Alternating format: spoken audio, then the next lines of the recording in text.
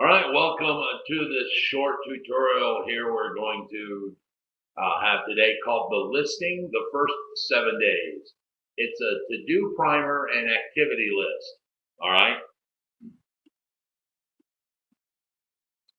So the first 7 days, first thing you need to know is this is a general overview of the first 7 days in the life of a new listing. Emphasis on the word general. Some items may not be required. We'll talk about them. And some items maybe you may need to add to your to-do list depending on the type of property. Okay.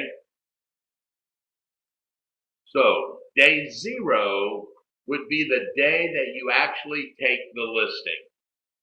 On day 0, anything prior to that is pre-listing procedures like getting the listing ready and typed up, going over the tax record, all of the information. But the day you walk into the client's house and have them sign, we are going to call that day 0. There are 2 documents that need to be signed by the client. The first one's called the written office policy. The written office policy is basically the groundwork explaining what agency is. Every brokerage in Indiana is required to use this. So this should be a form that you have multiple of, and it will go with every listing agreement. It will also go with every buyer's agency agreement or buyer, but we'll discuss that in another video. But basically, a written office policy explains what listing agency is, it explains what seller's agency, and it explains what's limited agency, okay?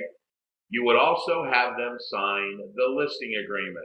Now, there is a separate form and class that we go over about how to fill out the listing agreement. Please see that class to understand the listing agreement form and what goes in it. Day 1, you need to get the managing broker to sign the listing agreement. You would also order any preliminary title work through the title company that you choose. You would also order a home warranty to be placed on the listing that would transfer to the buyer. Now, this is obviously an option. Some sellers don't want to offer this up. That's completely fine. I am adding it in here because this is the day that you would probably seek that out. Day 2 is quite a busy day, as you can see. Day 2 is you need to return the signed listing to the client. That would be signed by the managing broker. All right. You cannot sign the listing as an agent. The managing broker has to. So theoretically, the client would sign, you would come back to the managing broker, have the managing broker sign, and then you have to return that signed document back to the client. You must do that prior to the 3rd business day. The Indiana Real Estate Commission loves to use this as a violation. It's rules and regulations. If you look at 876 IAC 8-2-1 called Listing Agreements, the Prohibition, it will specifically state that failure to return a completed listing agreement, completed means signed by the managing broker, by the 3rd business day is a violation of both Indiana Administrative Code as well as the Indiana codes, and you can see the 2 numbers there. Now, here's another hairy issue. My board, the Middle Indianapolis Board of Realtors, has a rule that you must, within 48 hours, excluding weekends, holidays, and postal holidays, have that listing entered into the MLS.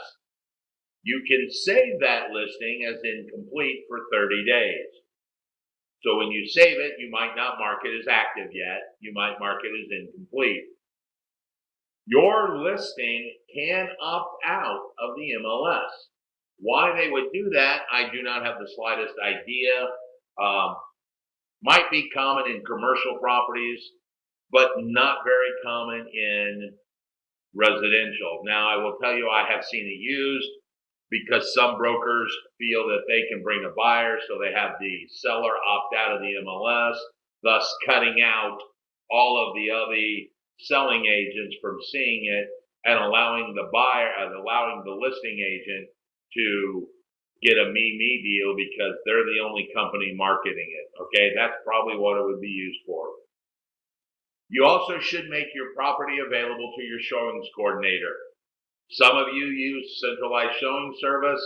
Some of you have a person in the office that's directly responsible for that. So you would make that available to them so that they understand all of that information. On day 3, 4, or 5, somewhere around in there, you want to drop off the seller's disclosure and lead-based paint form. Now, once again, some of these forms may not be required. It depends on the listing. You also are going to put the lockbox on the door. Now you put the sign in the yard. You want to take pictures of the house. You need minimum 2 pictures in the MyBORS MLS. If both pictures are of the front of the property or the outside of the property, it has to be 2 distinct pictures, different angles, the front or the back, something like that. You can put in up to 48 pictures, I believe currently we know. You also are going to take the measurements for the room and gather all the property data, like is it gas fireplace, what type of heat, what school district, things like that. Sometimes you may use the old listing to do this. The downside to that is you are relying on the previous realtor to have the correct information.